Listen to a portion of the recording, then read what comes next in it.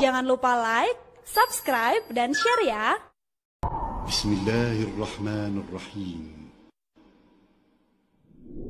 Assalamualaikum warahmatullahi wabarakatuh. Akhi ukhti, sedih mendengar peristiwa yang terjadi di Surabaya. Rasulullah Sallallahu Alaihi Wasallam melarang para sahabatnya dalam kondisi perang untuk membunuh wanita dan anak-anak, untuk membunuh para pendeta yang ada di gereja-gereja.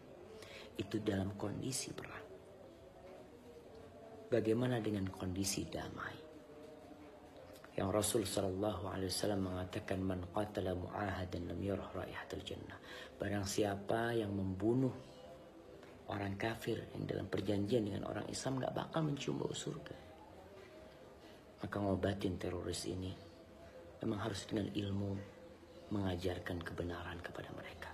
Kalau itu bukan dari Islam. Sejak kejadian terorisme di Surabaya, di Depok, ada dampak-dampak yang negatif terhadap umat Islam. Bandara diperketat, perempuan-perempuan yang bercadar, bawa tas, dicurigain, lelaki-lelaki yang berjenggot. Kalau udah tua berjenggot aman.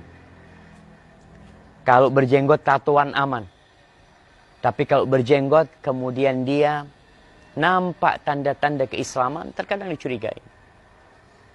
Apa yang harus dilakukan umat Islam menghadapi hal seperti ini? Yang pertama, sabar. Bahwa yang terjadi ini adalah salah satu ujian buat orang-orang yang berpegang teguh dengan agama Allah. Gara-gara perbuatan orang-orang yang tidak bertanggung jawab. Kita semua, ya, tentunya tidak setuju dengan peristiwa yang terjadi. Pemboman bukan dari Islam. Teror bukan dari Islam, bahkan membuat ketakutan di muka bumi ini bukan dari Islam. Tapi itu yang terjadi, maka sikap kita apa? Yang pertama tadi, sabar menghadapi hal itu. Ketika ditanya, diintegrasi, diberhentikan, maka hendaklah seorang muslim untuk kooperatif. Ana pernah mengalami kejadian ketika tahun 2011, WTC. Suatu hari Ana hendak berangkat umroh dari Madinah ke Mekah. Bayangkan, di negeri Islam. Dari Madinah ke Mekah. Setelah kejadian pemboman yang di kota Mekah juga. Akhirnya Ana naik bus, duduk di akhir karena udah penuh. Tahu-tahu ketika orang ngecek tiket, dia turunkan Ana. Anta inzil, kau turun. Ana turun. Ternyata di situ ada seorang intel yang mulai bertanya macam-macam kepada Ana. Mau kemana, mau ngapain. Ana heran, satu bus penuh. Semuanya jenggotan. Ya hampir semuanya lah. Kenapa Ana yang diturunkan? Ternyata Ana yang muda yang berjenggotan.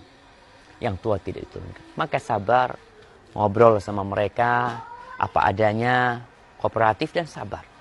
Kemudian, bagi perempuan-perempuan yang bercadar, kalau merasa tidak nyaman, jangan suka keluar rumah, kecuali terpaksa. Karena terkadang, ya, ada yang jahil, ada yang lemparin sesuatu, ada yang teriak macam-macam, ada yang hasut, iri dan dengki. Maka tugas kita sabar. Dan kata Allah kepada para wanita, waqarna fi buyutikunna, tinggal di rumah kalian.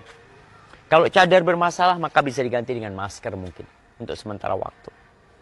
Dan kemudian, untuk yang ngontrak rumahnya, terkadang jadi masalah, apalagi yang tertutup. Usahakan menjalin hubungan baik dengan tetangganya.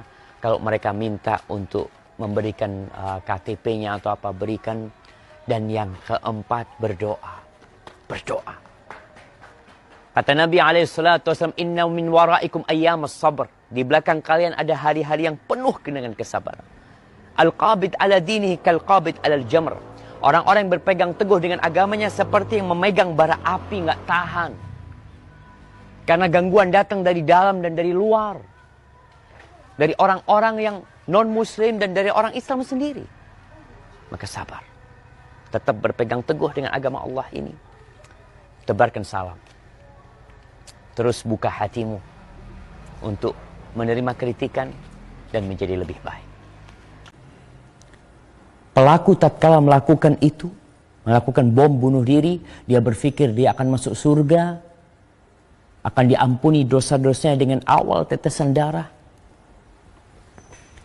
Tapi memang menghadapi orang yang memiliki pemikiran menyimpang itu berat. Dan tugas pemerintah berat sekali menghadapi kelompok-kelompok teroris seperti ini. Tahukah engkau siapa yang membunuh Ali bin Abi Thalib? Abdurrahman bin Muljim. Ketika dia membunuh Ali bin Abi Thalib radhiyallahu taala anhu, dia berharap masuk surga. Masalahnya pemikiran yang harus diluruskan. Maka kalau akhirnya ustadz yang menyampaikan tentang bagaimana Islam itu damai, meluruskan pemikiran-pemikiran menyimpang, akhirnya dicekal di sana, dicekal di sini. Kapan umat akan faham? Maka ketahuilah bahwa seorang muslim yang benar akidah dan keyakinannya akan jauh dari yang namanya tindakan-tindakan seperti bom sana, bom sini. Rasulullah Sallallahu Alaihi Wasallam, beliau mengecam pembunuhan wanita, anak-anak, pendeta ketika perang. Itu Islam. Islam rahmatan lil alamin. Ada seorang yang masuk neraka gara-gara kucing. Bagaimana dengan membunuh? Ustaz, yang dibunuh kan non-muslim, Ustaz. Yang dihancurkan kan gereja.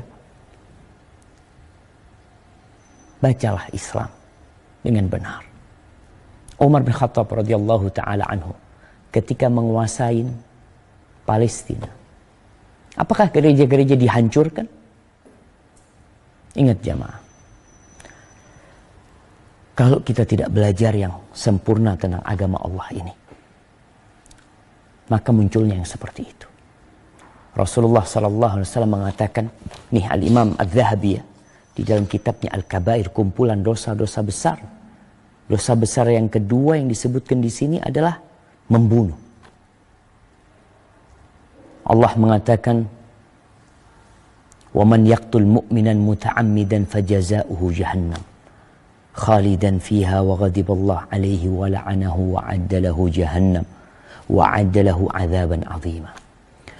Barang siapa yang membunuh seorang mukmin dengan sengaja, maka balasannya adalah neraka jahanam, kekal di dalamnya, dan Allah murka kepada dia dan jadi laknat, dan Allah menyediakan bagi dia azab yang besar.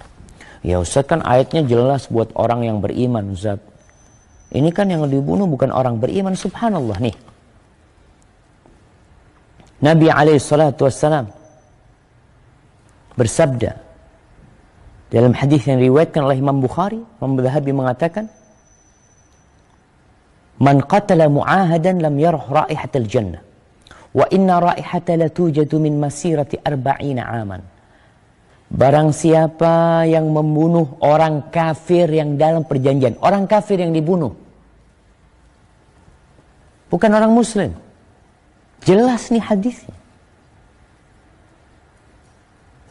Maka dia tidak akan mencium bau surga. Tapi dia berharap masuk surga. Maka belajar. Sesungguhnya aroma surga itu tercium dari jarak 40 tahun perjalanan. Maka kami menghimbau umat Islam untuk kembali kepada Al-Quranul Karim, kembali kepada sunnah Nabi SAW dengan pemahaman siapa?